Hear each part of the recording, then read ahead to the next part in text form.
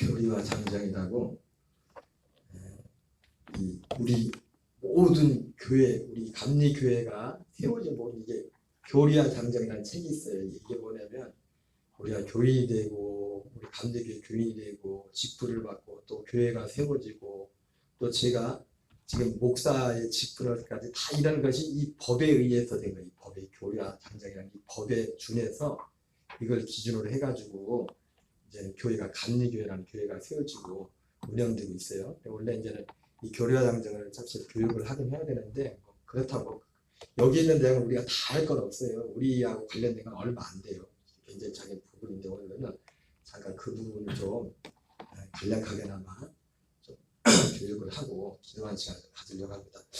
먼저 오늘 오전에 말씀을 온전히 마무리하지 못했는데 간략하게 오늘 그 말씀 전했던 말씀의 요지가 뭐냐면은 서두에도 말씀드렸지만 오늘 제목이 구해야 할 것과 선포해야 할 것이었는데 요지가 그거예요. 보통 제가 오늘 오전에 목사님 이렇게 부탁했지만 구하는 것, 기도하는 것, 구하는 것에 대해서 예수님의 십자가를 믿고 그리고 또 구하는 것의 대부분 뭐예요? 우리 인생의 문제를 그걸 기도해서 구해서 그렇게 하나님의 능력을 경험하고 이런 것에 초점이 맞춰져 있었는데 오늘 말씀의 요지는 뭐냐면 우리가 진짜 구해야 될 것은 하나랑 하나 어떤 세상의 어떤 것을 구하는 것이 아니라 하나님의 나라 그 하나님의 그 약속을 받아서 그 약속 안에 사는 그게 구하는 게 그 구하는 행동이 뭔가에 대해서는 뭐 오늘 충분히 말씀 못 드렸지만 그런 부분 말씀드렸지 않습니까?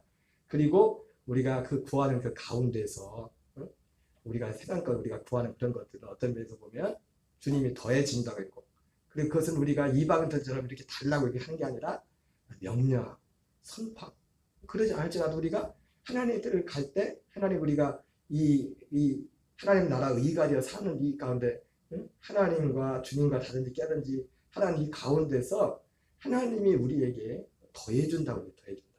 그래서 요지는 우리에게 정말 중요한 것은 이 복음을 이 복음의 말씀 진리 안에서 이것을 구하고 이 안에서 사는 것 이거하고 바꿀 수 있는 건 없어요. 우리의 목적 자체가 이거 하나. 사실은 이거 하나예요. 사도 바울도 그렇고 사도 바울도 목적이 이거 하나였어. 이거.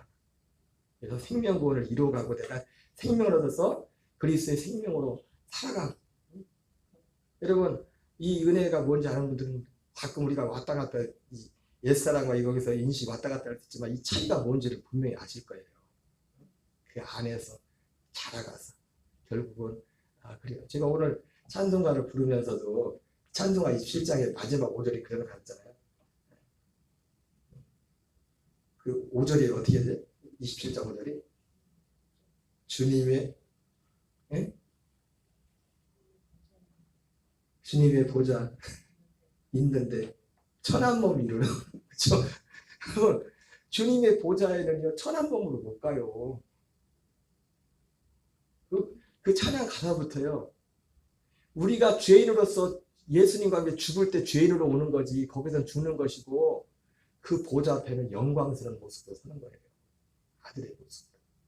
그래서 찬송가 가사 속에도 이 그리스도의 복음이 너무나 감춰져 있어요. 십자가에만 머물러 십자가.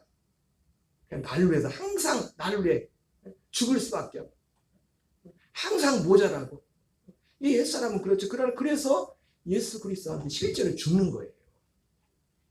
하나님 우리에게 약속한 하나님에 있는 십자가가 의가 아니라 하나님이 있는 십자가는 예수님은 우리에게 죄가 된다. 죄.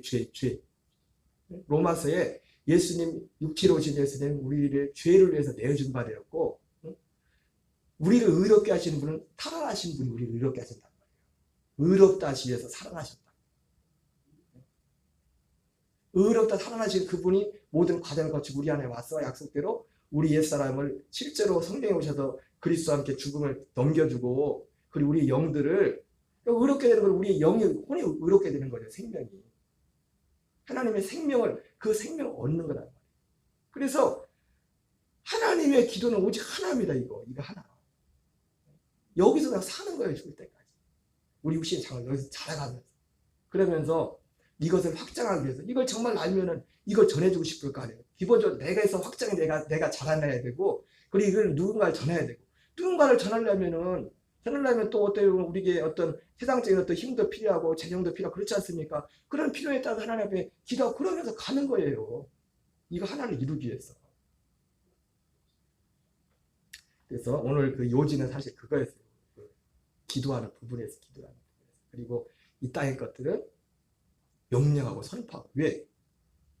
히브리서 11장 3절에 그리고 고린도서 1장 16절에 보니까 이 모든 세계가 이것 때문에 지어졌다. 이것을 위해서.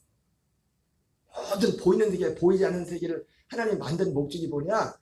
이거 하나를 이루기 위해서 하나님이. 그리고 오전에도 말씀드렸지만 이거 하나를 이루려고 에베소서 2장 10절에 우리는 그가 만드신 바라 했을 때 그가 만드신 바 이 한 절이 얼마나 거기에 내용이 깊이 있는지, 얼마나 많은 시간과 공과 그것이 들여져 있는지 그냥 되는 것이 아니라, 제가 짧은 시간으로 말씀드리지 않습니까? 그래서 우리의 목적은, 믿음의 목적은 혔던 이가 하나예요, 하나. 그리고 이 모든 만물을 주님이 이것을 위해 만들었기 때문에 우리가 여기에서 여기서 산다면 이 뜻을 따라서 우리가 이 땅에 살아가면서 필요한 것들에 대해서는 우리가 얼마든지 명령하고 선포하고 거기에 대해서. 예. 그래서 로마서 8장에 보면 피조물들도 그래서 하나님의 아들들이, 진짜 하나님의 아들들이 나타나기를 학수고대하고 있다고 했어요.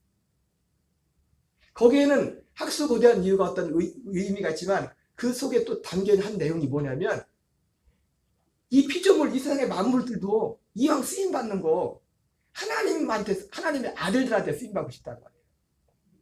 죄인들한테 쓰임받고 싶지 않고.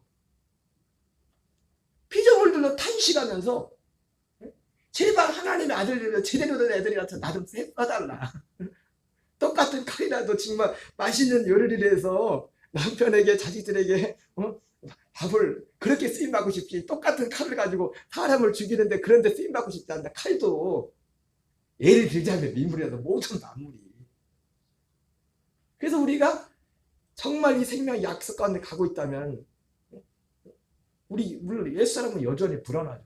그래서 옛사람은 십자가에 죽은 겁니다. 그럼 계속 우리가 옛사람을 죽음에 넘겨주고 우리 옛사람을 벗어나서 가는데 그 약속 가운데 있다면 우리는 얼마든지 당당히 아버지 앞에 그 믿음의 확신이 있어야 된다고. 우리가 주님께 무엇을 구한다. 그렇다고 이 약속하는 사람들이 뭐 욕심으로 구하겠어요, 하나님 앞에? 정과 욕심이 십자가에 높아간 사람들인데 정말 필요한 것들 성령 안에서 구하고 선포할 때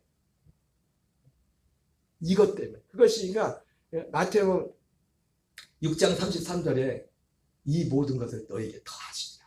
이거 구하면 그 내용이 그 말씀이란 말이에요. 그래서 우리가 첫째로 둘째로 중요한 건 바로 이 하나님 나라와 의를 구하는 것. 그리고 하나님 나라와 의를 구하는 건 뭡니까? 생명을 얻어서 이 생명 안에서 계속 그리스도의 생명을 살아가는 것, 그 안에 행하는 것. 이 일을 계속 하는 겁니다. 모든 범사에서. 몇 가지만 그 정도 하고요. 자, 몇 가지만 교리와 장정에서 몇 가지만 드리겠어요. 우리 감리교회 거의 비슷한데 다른 교파하고도 교인 간단히 보겠어요. 이제 다른 교파인데 교인에 대해서 교인은 보통 이제 직분자의 전에 따라합시다. 원입인은 세례 아동을 제외한 모든 어린이다.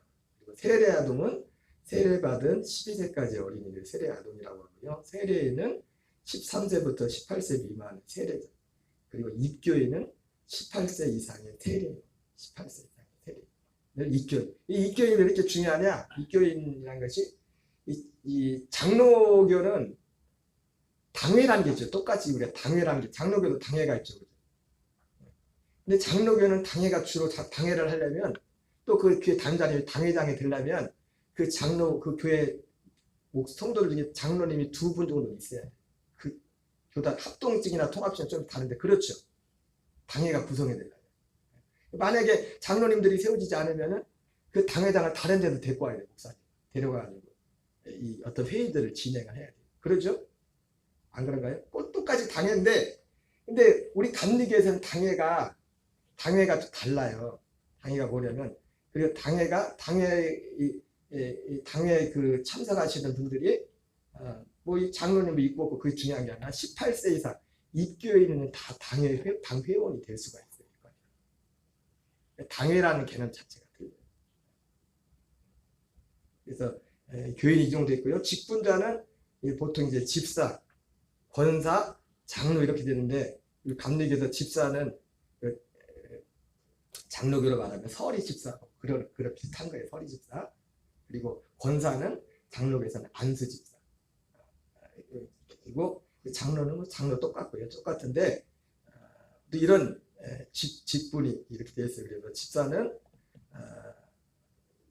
뭐 정상적으로 이제 자격이 될 때 세례 받고서 2년 이상 지나면 기본적인 요건이 2년 이상 지나야 집사를 받을 자격이 돼요. 물론 그렇다고 무조건 집사 주는 건 아니에요. 어쨌든 세례 받고서 2년이 지나야 돼요.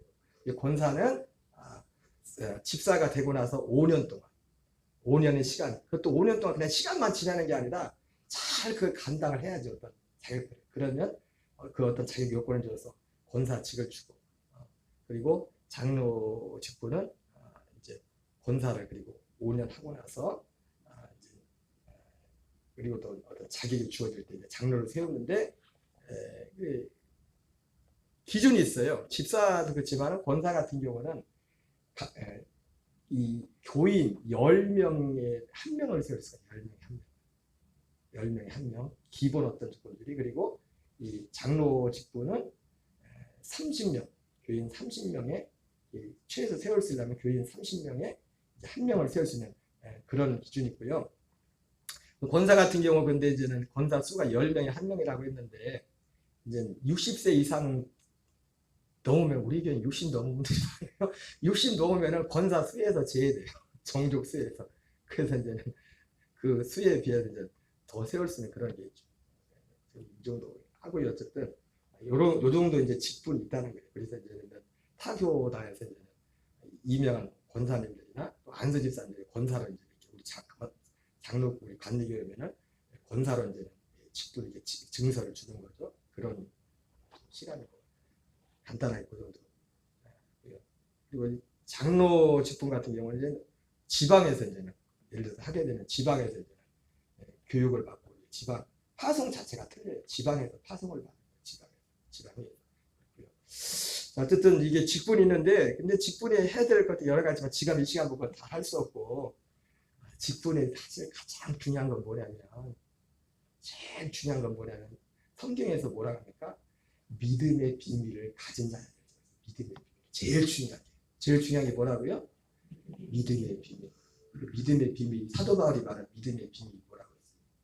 딱 하나예요. 이 생명으로 사는, 이 복음을 알고 진짜 이 생명으로 살아. 자든지 깨든지 주님과 함께 살아. 주님을 살아. 이 믿음의 비밀. 그게 믿음의 비밀이에요. 사도 바울이.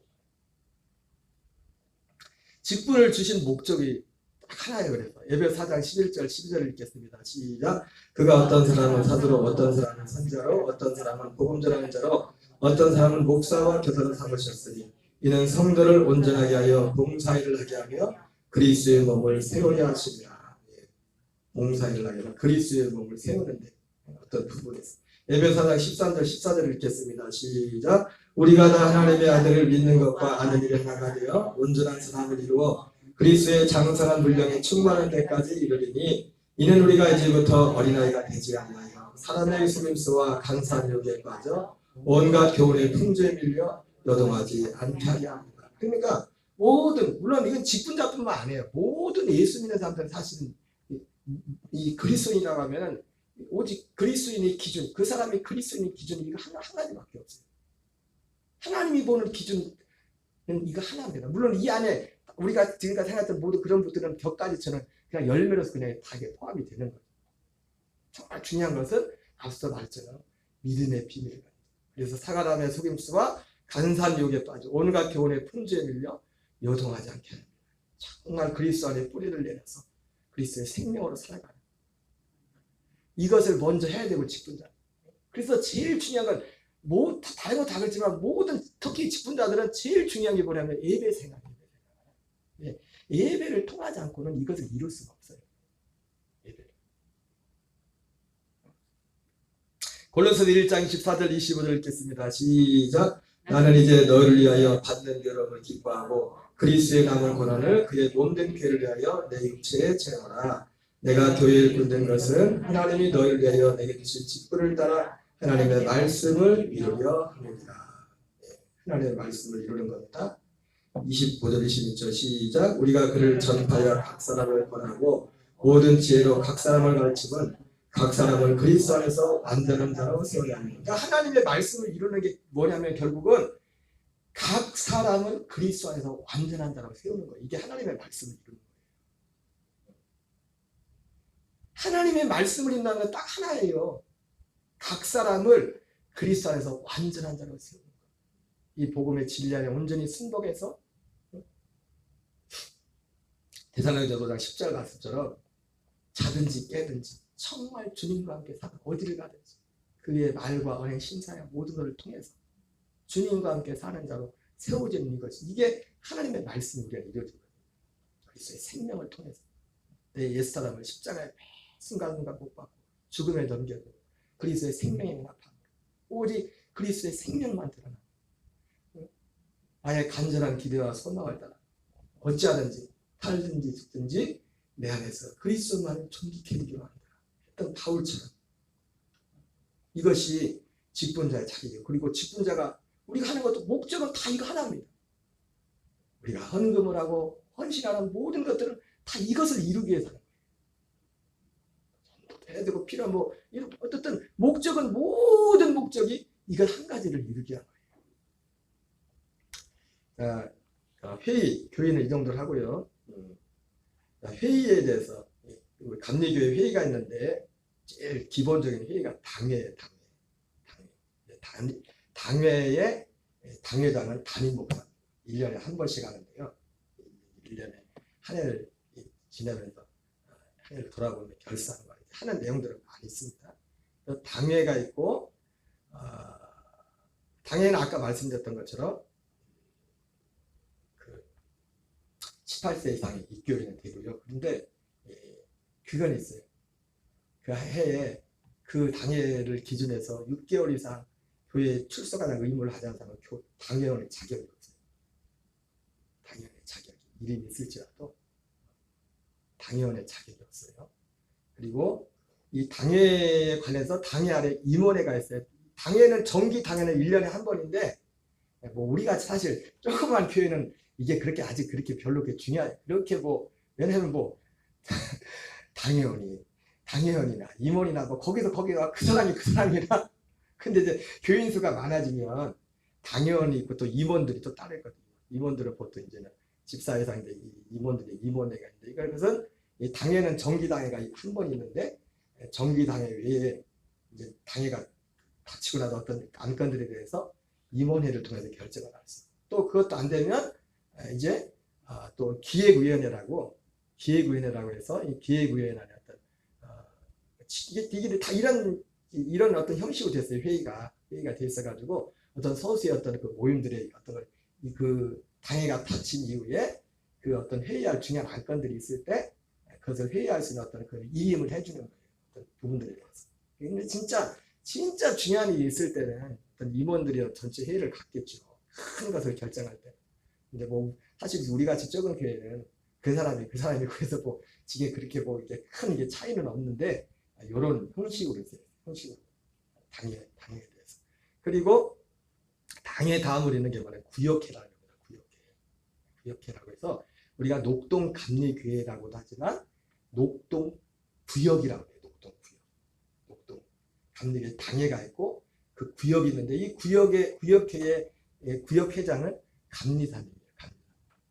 그래서 이 구역의 중요한 어떤 문제를 결정할 때는 반드시 이 감리사님이 모시고서 회의를 통해 예를 들어서 재산 문제를 어떻게 예를 들어 필요해가지고 우리가 우리 교회는 팔고 하고 할 것도 없지만 그래서 교회에 어떤 대출 담보를 해서 대출을 받는다 그런 거 있을 때 반드시 감리사님을 모시고 그 감리사님이 이 교회 재산 이런 것들을 결정한 데서 감리사님이 그 최종 그분의 도장이 들어가요. 우리 교회지만 뒤에도 말하겠지만 우리 감리교회하고 다른 장로교 다른 다제가 교파는 모르겠지만 좀 다른 게 뭐냐면 최근에 제 광주에서 목회는 제가 아는 목사님이 광주에서 유명한 의사시다가 은퇴하신 장로님 부부가 한 2년 전인가 교회에 그 교회로 오셨더라고요. 오셔가지고 깜짝 놀란 게 있더래요. 뭘 놀라봤더니 감리교회는요 교회 재산을 사유할 수가 없어요. 개인 이름으로. 저도 잘 모르는 다른 교단을 보니까 목사님 이름이나 다른 이름으로 그냥 해도 뭐 별 문제 안 되더라고요. 교회 재산. 내가 예를 들어서 내가 헌금해서 내가 교회를 졌다. 사람들 저기를 보면 내 이름으로 해도 상관없잖아요. 그죠? 근데 감리교단은 그걸 허용을 안 해요. 내가 내 재정을 해서 교회를 졌을지라도 기본적으로 이것은 기독교 대한감리의 유지재단에 다 편입을 시켜요. 이런 것들이 되지 않으면은 이것이 정지되지 않으면 많은 어떤 목사님들의 어떤 회원권이라든지 여러 가지 어떤 부분에 있어서 불이익을 받고 자격이 제한을 받고 그래서 그런 부분에 있어서 기본적으로 우리 감리교회는 우리 교회에 뭐 재산이 있어야 얼마 있겠습니까? 그래도 얼마 안 되는 재산도 그러니까 저희는 제 이름으로 되 있는 게 아무것도 없어요. 자동차도 그렇고 집도 그렇고 교회도 뭐 사택도 그렇고 처음에 뭐 어떻게 그 과정이 어떻게 졌던지 간에 기간 지나가지고 다 감리 재단으로 딱 들어가 있고 우리가 할 수 있는 게 저는 담임 목사지만 내가 할 수 있는 게 아무것도 없어요. 재단에 대해서. 그래서 그런 부분에 있어서 어떻게 보면 저는 잘 몰랐는데 그 목사님이 그러더라고요. 장로교에 계시다가 그분이 합동 측인지 통합 측에 계시다고 하신지 모르겠지만은 그걸 보면서 깜짝 놀랐더래요. 그거는 다른 교단이 이 감리교회가 그런 면에서 감리교단의 그런 부분은 철저히 됐어요. 그래서 감리교회가 재산이 많아요. 왜? 근데 감리교회 재산이 아니라 모든 교회가 다 감리교 그 기독교 대한감리 유지재단에 다 편입이 됐으니까 재산이 많지. 그렇다고 거기서 마음대로 재산을 어떻게 할 수 있는 건 아니에요. 교회가 원하면 교인들이 원하면 적법한 회의 과정을 거쳐가지고 매매를 할 수도 있고 근데 또 다른데 이제 교회를 옮기고 이전하려면 땅을 이거 팔고서 갈 수 있잖아요. 그런 과정에서 얼마든지 교인들이 하고 해야 돼. 그러니까 이 명목상으로만 이제는 어떤 그런 것들을 부정 같은 걸 혹시나 있을 부정 같은 걸 막기 위해서 이 모든 재산을 감리교 유지재단에 다 편입을 시켜놨어요. 그게 법적으로 법문화되어 있어서 그걸 하지 않으면 여러 가지 불이익을 선거권, 피선거권이 제한되고 많은 어떤 부분에서 제한되는 부분이 많습니다. 그래서 구역회가 있고 구역회 안에 구역회가 있고 구역인사위원회라는 게 있어요. 구역회는 보통 권사님들 그리고 각 기관장들 그리고 지방의 대표들 이런 분들이 구성이 됐고요. 그래서 이제는 우리도 이제는 내년 아마 보통 구역회는 해마다 1월 초쯤에 구역회랍니다. 당일 끝나고 나서 좀 이따가 간사를 모시고 구역회. 이때 사실은 실질적으로 교회의 어떤 최종적인 그러니까 예산 어떤 집행 결정하는 거 사실은 우리가 이렇게 우리끼리도 원래는 이제는 당회에서도 우리가 이제 재무부장 이런 보고들을 하지만은 실제 그 결정은 원래는 이제 감리사님이 오셔서 그걸 결정을 하는 거예요. 회의를 해가지고 예산안 같은 거. 물론 이제 감리사님도 오신다고 해서 감리사님 마음대로 안 하죠. 개교회를 존중을 해주죠. 특별한 문제가 없는. 근데 어쨌든 최종 결정권은 이 구역이 어떤 재산이라든지 이런 중요한 예산이라든지 결정권은 누구에게 있냐면 우리의 의견들이 반영이 되지만은 반드시 감리사님의 어떤 결정, 허락을 받아야 된다. 이게 우리 법이 그렇게 되어 있습니다. 그리고 구역인사위원회라는 거예요. 구역인사위원회는 자주 하면 좋을 건 없어요. 구역인사위원회는 언제 하는 거냐면 담임 목사님 보내고 데리고 올 때 구역인사위원회 하는 거예요. 이거는 우리 구역인사위원회 하고 싶어요. 구역인사위원회 한지 오래됐죠, 그죠?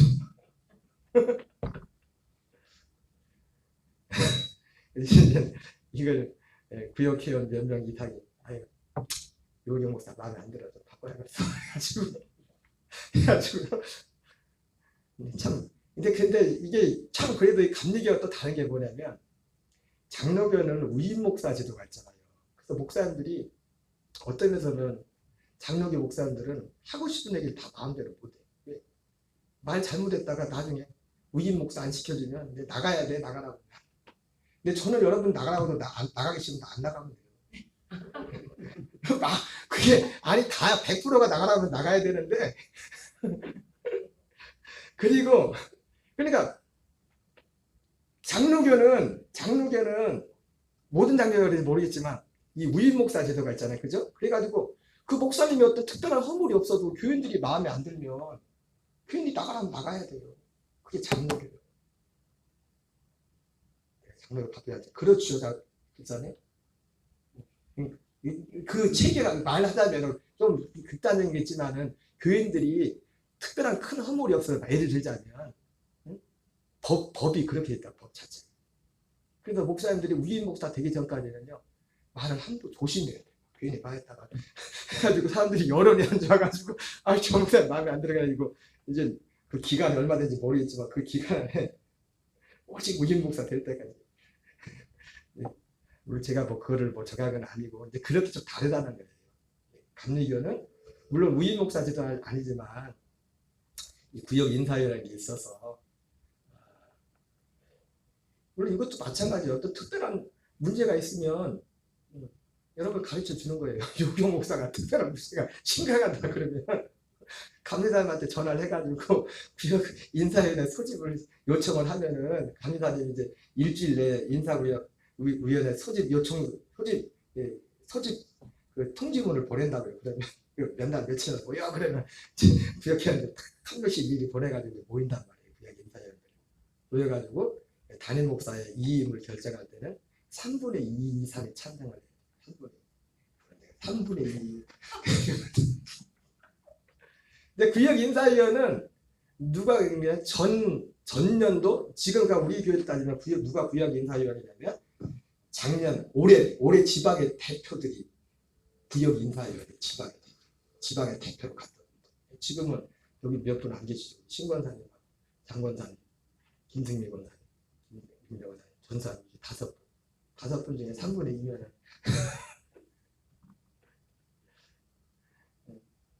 나머지 또 2분은 어디 가셨고 또 한 분은 또 초에 이사 가셨고 이런 식으로 돼 있어요. 그래서 여러분들 우리 교인들이 알아야 될 그 회의는 사실은 당회하고 구역회 요구들 그리고 지방에는 이제 우리 지방에 가는 거고요. 1년에 한 번씩 구역회 끝나고 나서 2월 달에 지방회를 해요. 지방회. 근데 우리 교인들이 일반 교인들은 그냥 참석하거나 그러면 되는 거고 별로 그렇게 저기 아니고요. 그리고 지방에도 중요하긴 하네요. 그리고 연회는 지방에 위에 연회가 있어요. 우리 여기 전라도는 연회가 너무 넓어요. 연회가 전라남북도가 한 연회예요. 다른데 우리 지방에 가면 이 호남권이 감리교 교세가 너무 없어가지고 교인들이 없어가지고 우예 같은 경우는 예를 들어 한 연회가 남부 연회, 예를 들어 남부연회 그러면 대전하고 그 근처 몇 군데가 한 연회예요. 우예 지방은 감리교 교세가 막 크기 때문에.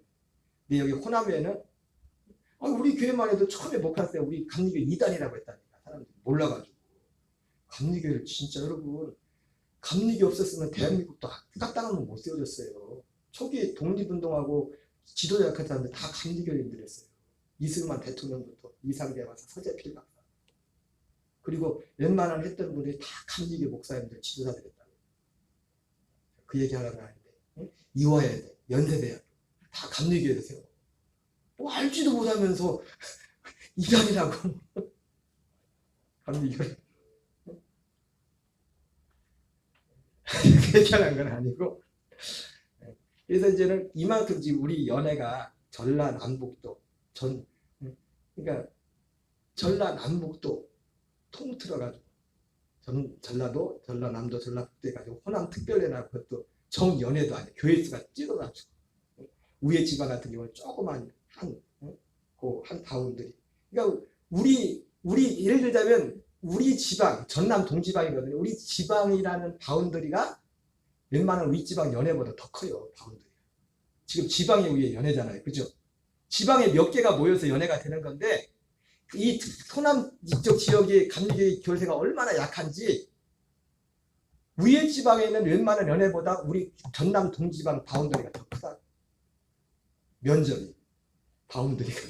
교회는 진짜 없고, 교회는 없는 것도 문제지만 왜 이렇게 교회는 다 시골 구석에 사람도 없는 데다 교회를 세워놨는지. 여러분들의 상황이 큽니다. 이게 지방회가 있고 지방회 연회가 있고, 연회 대표는 보통 이제는 원래 우리 지방이 워낙 열악해서 우리 교회에서도 연회 대표를 어떤 이제 2명, 3명 갔잖아요, 그죠? 원래는 1명밖에 못 가요. 담임 목사님 1명에 평신도 1명이 갈 수가 있어요. 근데 이제는 우리 지방에 너무 그 교회들이 갈 사람이 없으니까 교회마다. 그래서 우리 교회 같은 경우 2명도 가고 때로는 3명도 간 거예요. 하나 우리도 교회가 없는데. 그래도 등록비 5만 원씩 내면서 가는 데마다. 그렇다는 겁니다. 원래는 연애 평신도 대표는 우리 교회는 1명밖에 없어요. 1명밖에 갈 수 없어요. 원래. 그리고 그의 초계가 있다. 이 정도로 하겠어요. 이 정도 여러분들이 좀 기본적인 교회인에 대한 그런 인식을 가지고요. 그리고 다 말씀드린 것 같고, 마지막 교회 생활의 일반에 관한 부분인데, 교인 간 상호 존중해야 돼요. 교인 간 상호 존중. 우리가 이 복음을 듣지만 가장 기본적인, 특히 직분자들이 기본적인 것들을 잘 하시는 참. 그 중에 하나가 뭐냐면 교인 간의 상호 존중. 상호 존중이 상호 존중이 다른 게 아닙니다. 부르는데 뭘 존중하느냐? 직분을 존중하고. 뭘 존중한다고요? 뭐 직분이라고 뭐 집사부터는 집사만 성도도 마찬가지. 직분 자체로서. 직분 자체.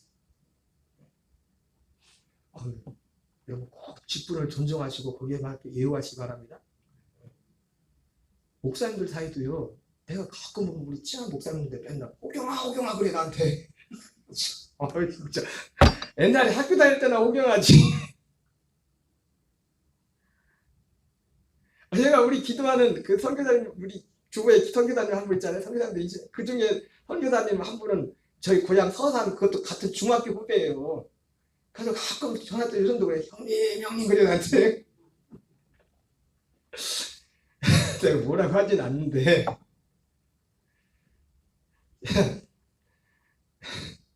여기 여수에도 얼마 전에 새로 부임하신 후배 목사님, 거기도 중학교 후배고 제 중학교 그 누나가 동창이거든요.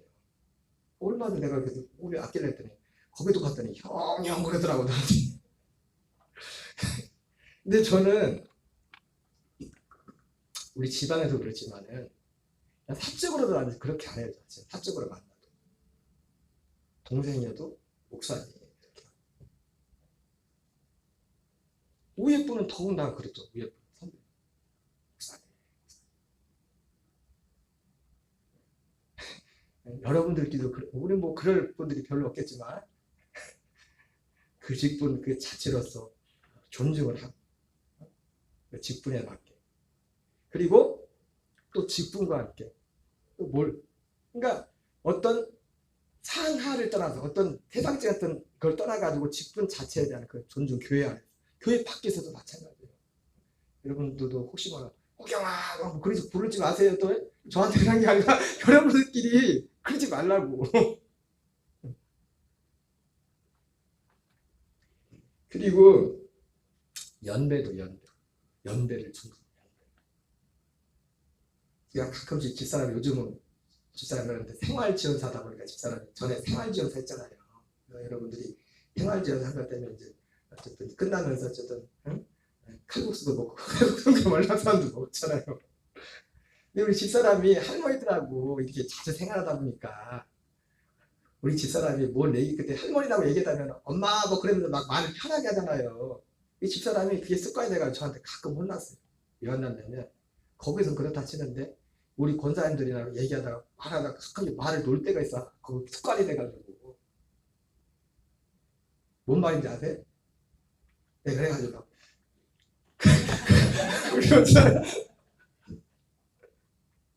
저는 근데 여러분 이게 별거 아닌 것 같은데요. 너무 중요해요. 나보다 나이가 아무리 어릴지라도 우리가 믿음 안에서는 그 직분과 그를 존중해요. 내가 심지어 직분이 내가 장로일지라도 목사일지라도 나보다 세상적으로 연배가 높으신 분한테 거기에 대한 또 예의를 갖추고 저도 감리사를 했지만요. 감리사하면서 감리사할 때도 저도 저 굉장히 일찍 한 편이죠. 감리사를. 왜냐하면 저랑 같이 감리사하는 감리사 동기분들 벌써 은퇴한 분이 계시고 내일 모레 또 은퇴한 분이 계시고 곧 다 은퇴할 분들이요. 그분들이 제 감리사 동기예요. 제가 항상 감리사 동기분이가 항상 이제 빗질락거리하는 빗질락거리는 제일 막내니까. 그러니까 지방에서도 하다 보면 제가 감리사하는 동안은 지방에서도 마찬가지예요. 저보다 훨씬 목회 선배들이 계신데도 그분들 편에서는 나에 대해서 감리사에서 예우를 깍듯이 가지. 그 기간 동안 저보다 감리사라는 그 직분을 받게. 그리고 제 입장에서는 어떻게 합니까? 내가 감리사일지라도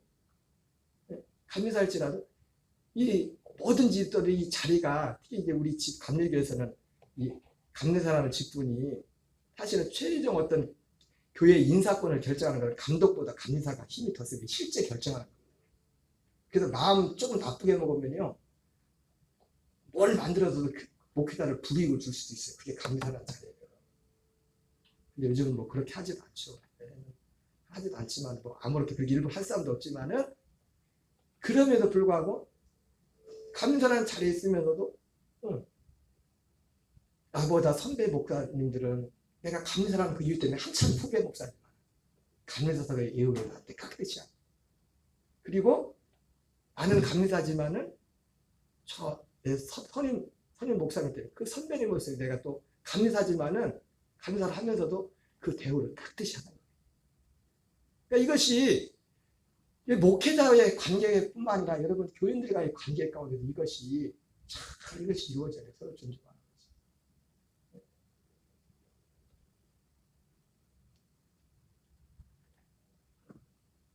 우리 사모님이 생활지원사를 그만두더만 그게 많이 고쳐지긴 하나. 할머니더라고. 많이 혼났어요. 저한테 말하는 저 기회가 가지고 당신 말을 그런 식으로 하냐고 예의를 갖추라고. 그리고 그렇다고 여러분 또 여러분들 사모님한테 예의를 갖추셔야 돼요. 아멘이십니까? 저기 생활전당 할 땐 같이 갈 때 언니들이 장나야 그러면서 불러도 여러분들은 그러면 안 된다고. 진짜 마음의 중심으로부터 존중하고 이게 하나님이 세운 하나님의 교회 가장 기본적인 거예요.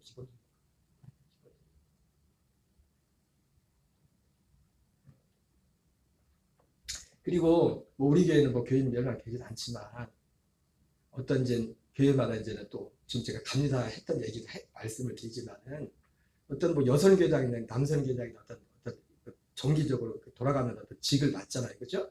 그것도 마찬가지예요. 적어도 그 기간 동안에는 예를 들어서 남선교회다, 여선교회다 그러면 회원들은 그 회장에 대해서 기본적으로 어떤 기본적인 그 사람이 맡겨진 그게 있거든요. 그걸 존중을 해줘야 돼요.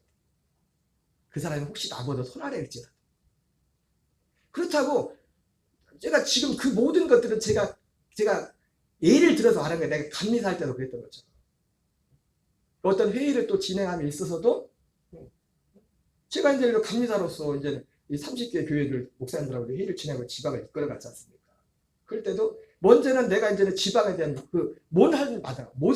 무슨 어떤 자리를 맡았는지 제일 중요한 건 뭐냐면 그 자리를 맡는 사람은 전반적인 것에 대한 어떤 파악이 딱 돼야 돼요. 어떻게 해야 돼? 내가 어떻게 해야겠다. 그리고 그것을 내 독단적으로 하는 게 아니라 나도 지방을 이끌어갔지만 지방을 이끌어갈 때 내 마음대로 뭐 하는 게 아니라 지방에서 지금까지 해온 어떤 것들이 있단 말이에요.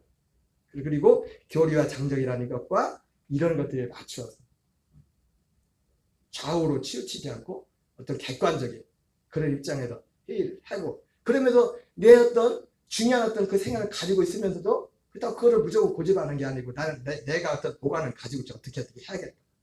그러나 그 회원들은 저 입장에서는 감사 입장에서는 교육자 목사님들한테 의견을 묻고 하면서 이렇게 조정하고 듣고 하면서 이걸 조정을 해가지고. 그리고 회원들 입장에서는요, 우리의 의견이 있지만은, 의견을 제시할 수 있지만은, 그 회원들의 그 의견은 절대적인 게 아니에요. 물론, 지금 제가 감리사로서 목회자와 저희 관계가지만 이 관계가 일반 남성계든 여성계든 이런 관계 가운데 갈 때 원리는 똑같이 가는 거야, 똑같이.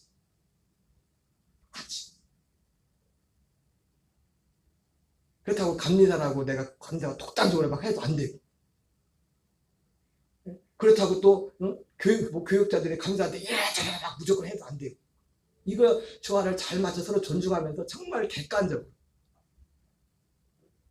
지금까지 해왔던 이런 것들을 다 토대로 해가지고 어떤 방향을 해가는 그런 일들을 해야 됩니다.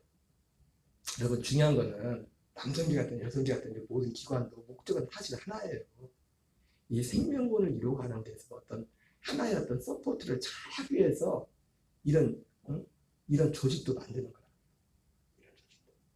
그래서 그런 부분들에 대해서 그리고 우리에게 그래봤자 뭐 그냥 조직이랑 해봤자 남성계 여성계가 이름은 이렇게 있지만은 앞으로 중요한 게 그래요. 남성계가 됐든 여성계가 됐든 어떤 일부 조직이 있지만 이 모든 조직들의 방향성은요, 중요한 게 뭐냐면 담임 목사의 목회 방치가 같이 가야 돼요.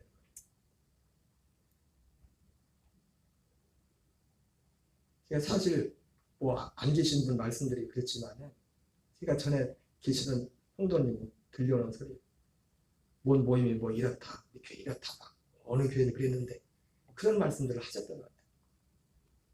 여러분, 그거는 교회마다 또 다르고 그리고 그건 내 목회자의 어떤 목회 방침이 있단 말이에요. 어느 자기가 큰 게 저요. 한 번에 10,000명 들이는 교회에서 목회 생활을 하세요. 부목사다가 뭘 모르겠어요. 우리 감리교회에서는 제일 큰 교회 있다. 볼 거 다 봤다.